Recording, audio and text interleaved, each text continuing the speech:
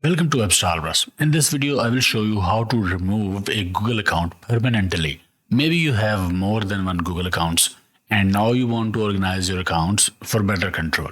So to do that, from web browser go to google.com, log into the account that you want to delete. Then from the top right, click on your profile photo. Click Manage your Google account button. From the left side, select Data and Privacy.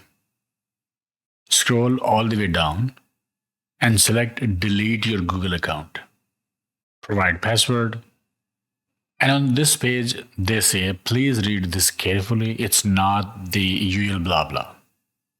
All this content will be deleted. Gmail, under this account, YouTube channels, calendar content, your contacts, Google Play apps and digital content related to Google Play. You will lose access to your Google Play purchases, including apps, in-app purchases, books, movies, TV shows, and music. All the installed apps. So once you are sure about what you are doing, then select these two checkboxes and press Delete Account button.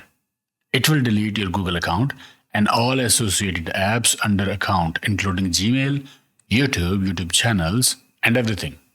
So make sure you're 100% sure about what you are doing. Okay, I hope it helped. Like, share, subscribe, and I will see you in the next one.